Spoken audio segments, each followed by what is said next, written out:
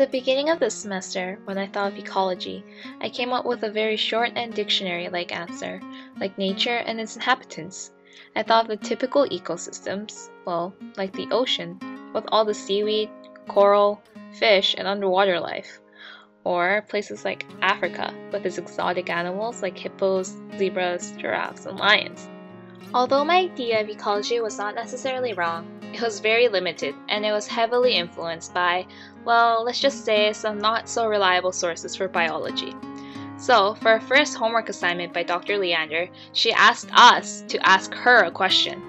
I couldn't think of anything, so I procrastinated and went on Facebook. When I started browsing through my old Facebook albums, I thought of the time when I joined my dad on his trekking course through the Rockies. I remember being surprised by how the forest was red rather than green, and you can guess already that it was the infamous pine beetles. In class, Dr. Leander had taught us on ecosystems and began touching on population sizes. During 1 week, she incorporated my question into a case study of the North American pine beetle. Honestly, at first I was surprised and slightly regretful she chose my question because case study? That sounded horrible! Nevertheless, Dr. Leander went with the lectures and showed us these government maps of BC showing the magnitude of forests damaged by pine beetles over the years. I was surprised by how small the pine beetle population had started from and to where it was now. Normally, at low population levels, the pine beetles lived in weak, sick trees. This left the healthier trees to strive in the forest while the fewer, weaker ones were taken over by the beetles. However, with a consistent series of warm winters, there was a decline in their brood mortality. With more offspring surviving every year, the populations were large enough to take over the healthy trees. These healthy trees are more insulated and granted the beetles a better chance to survive in the wintertime.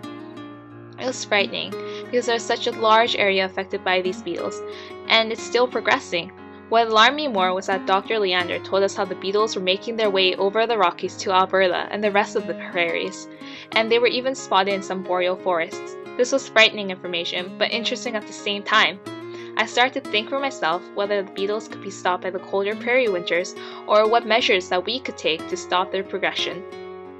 Through Bio 121, I started thinking of ecology as more than just classifying animals to their natural and permanent habitats.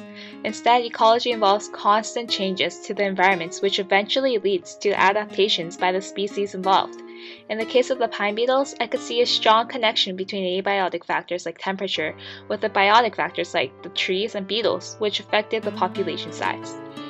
So through this course, I learned that ecology is an inseparable mix of these biotic and abiotic factors working together.